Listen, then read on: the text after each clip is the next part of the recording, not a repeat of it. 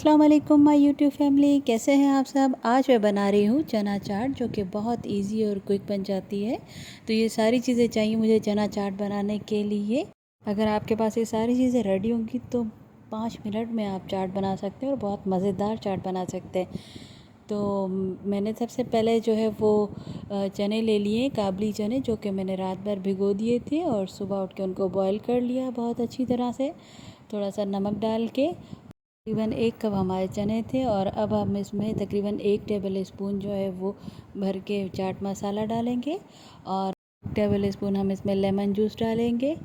और उसके बाद हम इसमें चाट का जो मसाला है ब्लैक कलर वाला वो डालेंगे, तकरीबन 1 टीस्पून। ठीक है। और इस छोलों को कर लेंगे अच्छे से मिक्स, क्योंकि अच्छे अगर आप चाहें तो इसमें रेड चिली पाउडर भी ऐड कर सकते हैं। स्पाइसेस आप अपने हिसाब से कम ज़्यादा कर सकते हैं। उसके बाद मैंने इसमें अनियन डाला, जो कि मैंने रफली चॉप किया था, और टमाटर, हरी मिर्ची, हरा प्याज और पुदीना। ठीक है। उसके बाद मैंने ये दही फुल्कियाँ बना के स्टोर कर ली हैं और इनको भी मैंने पानी में भिगो के और उनका पानी निकाल के फिर वो भी चाट में शामिल कर दी।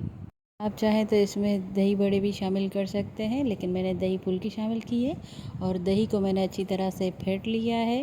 तकरीबन 1.5 कप मैंने दही इसमें शामिल की, और जो हमारा चाट मसाला बाकी रह गया था वो शामिल किया।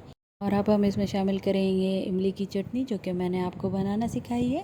और उसके बाद हम इसमें ग्रीन चटनी, वो भी।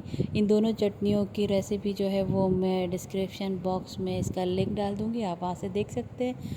उसके बाद मैंने थोड़ी सी प्याज और इसके ऊपर छिड़काव की, और मैंने थोड़ी सी हरी मिर्ची भी डाल दी इसके ऊपर।